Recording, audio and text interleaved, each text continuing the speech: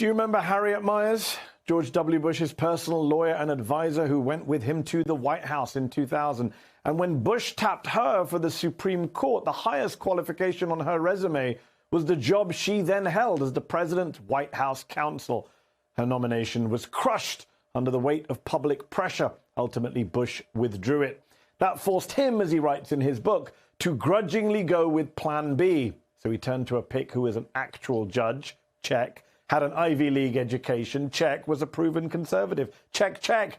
Ladies and gentlemen, may I present to you Plan B, Samuel Alito. On the day in 2006 when Alito was confirmed as an Associate Justice on the United States Supreme Court, Bush says he told Alito, quote, "Sam, you ought to thank Harriet Miers for making this possible." A reminder that this was also made possible by a president who lost the popular vote in 2000 and a partisan Supreme Court that turned away the Florida recount in Bush v. Gore. Until today, it could be argued that Alito has been best known as a Supreme Court justice for the infamous moment when he said, "not true," in response to President Obama during a State of the Union address. But at the time of Alito's nomination, Democrats on the Senate Judiciary Committee were trying to find out more about his conservative views, especially on abortion. Take a listen. It's a very important precedent. Is it the settled law of the land? It is a precedent. If settled means that it can't be re-examined, then that's one thing. If settled means that it is a precedent that is entitled to respect as stare decisis, and all of the factors that I've mentioned come into play, including the reaffirmation and all of that, then it is a precedent that is protected, entitled to respect under the doctrine of stare decisis in that way. With hindsight, that was a key moment right there when Alito refused to say that Roe was settled law, a euphemism for precedent, which is always supposed to be a bedrock of U.S. constitutional law. If you agree that a law is settled, that it has precedent, then you agree in its constitutional underpinnings. It makes it harder to change. At his hearing, Alito would not do that. He promised to approach abortion rights with an open mind, but he did not say he would uphold the precedent. The seed, the danger was always there if you looked for it. Alito just needed a majority on his side. And now it seems he just might have it. This stunning document leaked to Politico reveals that a draft majority opinion in a key abortion case now circulating at the Supreme Court would overturn Roe v. Wade in a scathing ruling. The majority opinion was written by, drum roll please, Justice Samuel Alito. Its authenticity was confirmed today by Supreme Court Chief Justice John Roberts. In the draft, which NBC News has not obtained and is subject to change, Alito writes Roe was egregiously wrong from the start, and he comes to, quote, the inescapable conclusion that the right to abortion is not deeply rooted in the nation's history and traditions. Alito further writes that it is time to heed the Constitution and return the issue of abortion to the people's representatives, meaning to the states. Alito more than hinted at his position when this case, the fate of a Mississippi abortion law that would ban abortion after 15 weeks, was argued before the Supreme Court in December. Can it be said that the right to abortion is deeply rooted in the history and traditions of the American people? Isn't America allowed to evolve? At the time the Constitution was written more than 200 years ago, this nation was deeply rooted in slavery. It would take decades and a bloody civil war before the U.S. would recognize the dignity and autonomy of African Americans. Now the Supreme Court is considering rolling back the right to bodily autonomy for more than half the population. Also of note, because language matters, Alito uses the term abortionist rather than reproductive care provider or even abortion provider. It's an extremely conservative talking point to choose abortionist. To be clear, overturning Roe v. Wade doesn't technically make abortion illegal. It leaves that up to the states, many of which are raring to go to end abortion rights, upending half a century of judicial precedents. In a statement on that blockbuster story, the Supreme Court calls the draft document a routine and essential part of the court's confidential deliberative work, and it does not represent a decision by the court or the final position of any member on the issues in the case. Chief Justice Roberts denounced the leak as a betrayal as well as a singular and egregious breach of trust. The conservative media seem more concerned about the leak than what the leak reveals because it's a convenient distraction. A convenient distraction from Alito's argument, in effect, that since it's not explicitly written in the Constitution, the right to privacy is not guaranteed. In her lawsuit, Norma McCorvey, aka Jane Roe, alleged that state abortion laws were unconstitutionally vague and robbed her of a right of personal privacy as protected by the First, Fourth, Fifth, and 14th Amendments. The justices agreed in a 7-2 opinion that the government cannot unreasonably intrude in what they called zones of privacy. Alito is saying, in effect, what zones? What privacy? Show me where explicitly the Constitution says that. At the time of his nomination, more clues to Alito's stance on abortion could be found in the decision Planned Parenthood v. Casey over a Pennsylvania abortion law. When the case reached the Third Circuit of the Court of Appeals, the 3-judge panel voted to keep many of the restrictions in the law, but it struck down the most controversial one that called for married women to inform their spouses before they had abortions. Alito dissented on that point. He said that because it would only affect a small group of women, that most married women would inform their husbands, and that most women who got abortions were unmarried, it did not represent an undue burden on women. Wow.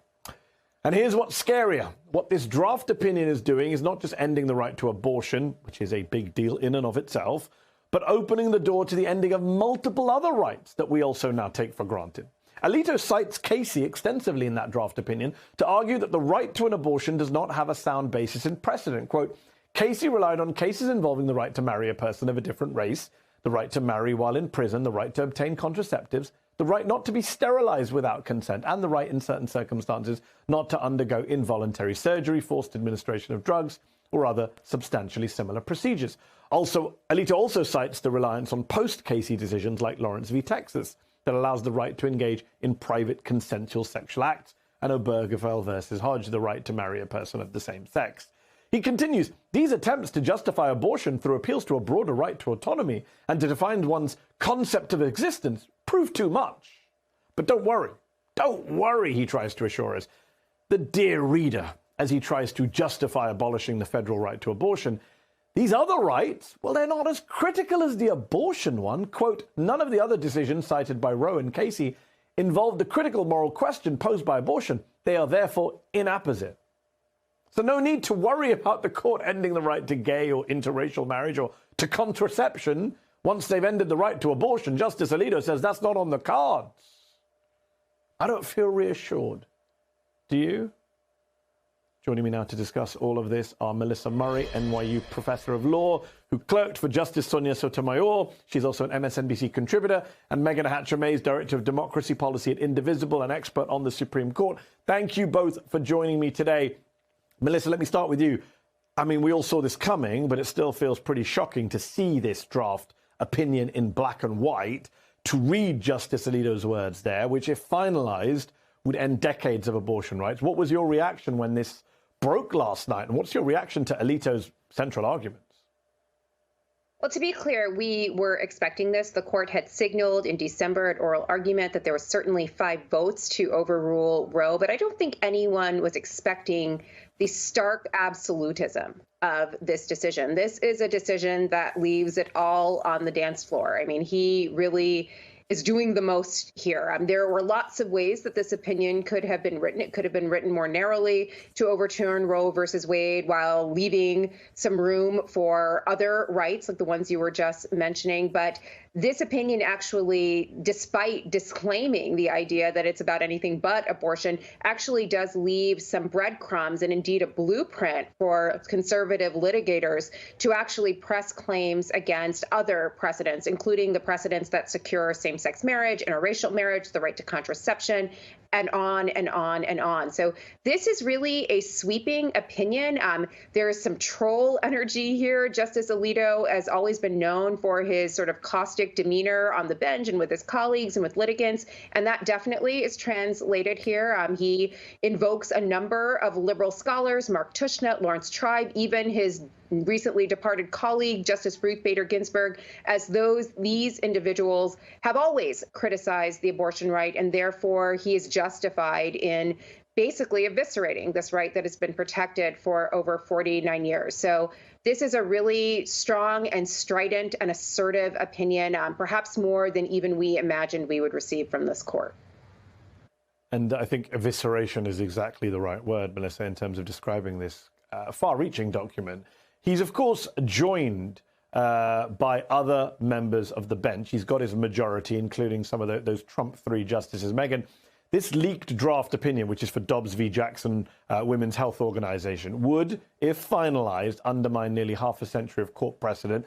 It would need 5 votes, and we believe that Neil Gorsuch and Brett Kavanaugh are among those 5 votes.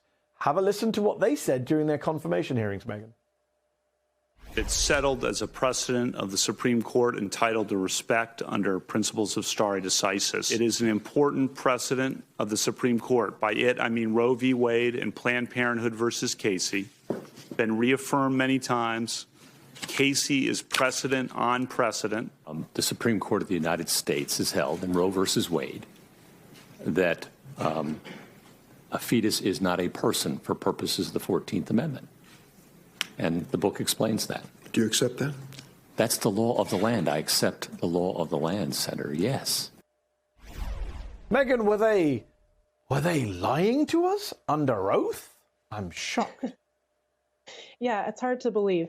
I would say that they were lying. I think they were putting forth inconsistencies to get confirmed, and it worked. But there was never any doubt in anyone's mind that this was the goal. This has been the goal. First of all, to say, oh, it's settled law is meaningless for a Supreme Court nominee to say. The Supreme Court makes the law. So it's one thing to say, oh, it's settled law. It's another thing if you're the person being charged with making that law either settled or not.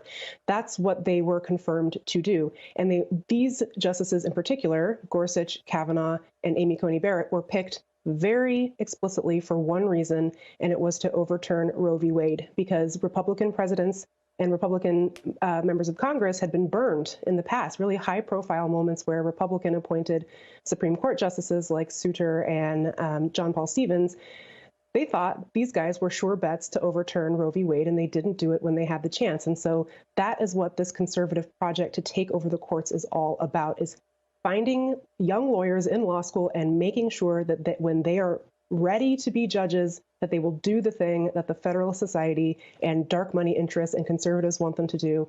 And it's to not only overturn Roe v. Wade, but every other case that flows from that same right. It's just like, I know that Alito wrote what he wrote. It's obvious that this is what Republicans want to do because they've said so. They said so during Ketanji Brown Jackson's confirmation hearings, that up next for them, after they are successful in overturning Roe v. Wade, is to go after gay marriage, and is to go after access to contraception, and to go after private sexual relationships that the state might deem immoral for some reason. So it does not end here.